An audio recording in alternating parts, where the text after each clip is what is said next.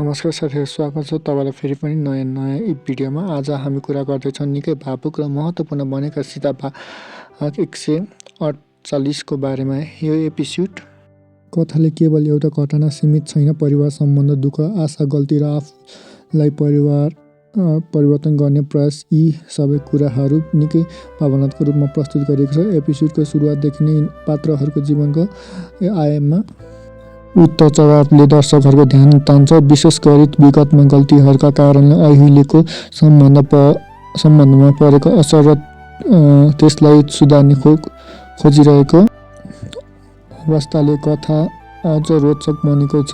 एपिसोडको एउटा महत्त्वपूर्ण पक्ष भनेको परिवारको वास्तविक महत्त्व बुझ्ने प्रयास हो।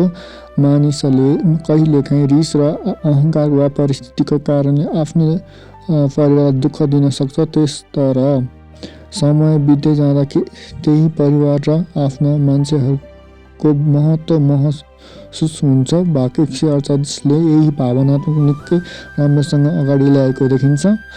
अर्कातर्फ कथाको पैसासँग जोडिएका एउटा घटनाले पनि नयाँ मोड ल्याएको।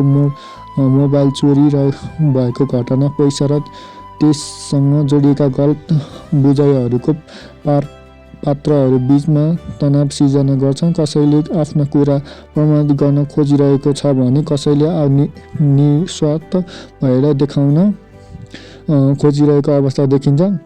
यही कारणले दर्शकहरूलाई अब वास्तविक सत्य र के हो, मोबाइलले कसले लियो, पैसा कहाँबाट गयो भन्ने प्रश्न अझ उत्सुकता बनाउँछ। तर यो एपिसोडले सबैभन्दा भावुक पक्ष भनेको परिवार र भविष्यसँग जोडिएका कुराकानी हो।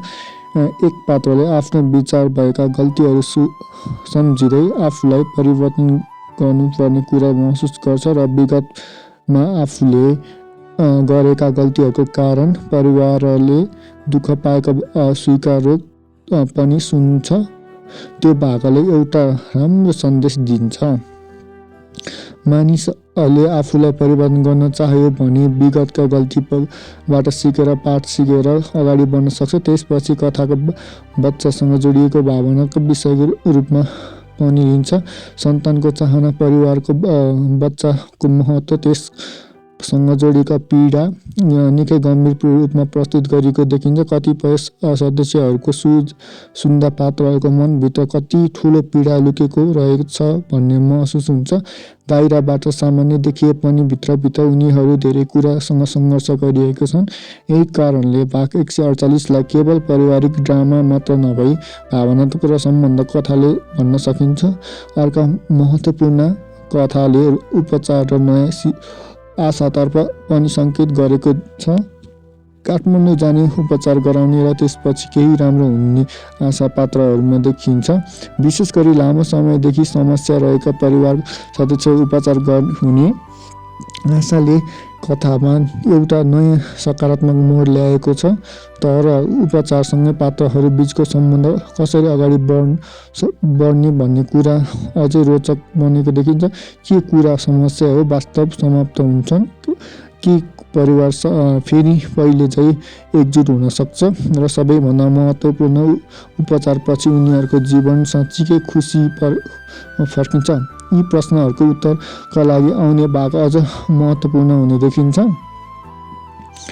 भाग 148 को अर्का राम्रो पक्ष भनेको पात्रहरूको आफ्नो गल्ती स्वीकार गर्दै अगाडि बढ्ने प्रयास गर्नु हो। कथाले दर्शकहरूलाई एउटा सानो तर महत्त्वपूर्ण सन्देश दिन्छ। समयमा आफ्नो गल्ती बुझ्नु र सम्बन्धमा बचाउनु प्रयास गर्नु नै ठुलो कुरो हो। र समग्रमा हेर्दा सीता भाग 148 भावनात्मक परिवार केही रहस्यपूर्ण घटनाले परिवारको एपिसोड बनेको देखिन्छ र मोबाइल र पैसा घटना कथा सस्पेन्सन थपेको छ भने परिवार, उपचार, बच्चासँग सम्बन्धित कुराले एपिसोडको भावुक बनाएको छ। अझ सबैभन्दा ठुलो पक्ष भनेको आगामी भाग के हुन्छ भन्ने हो।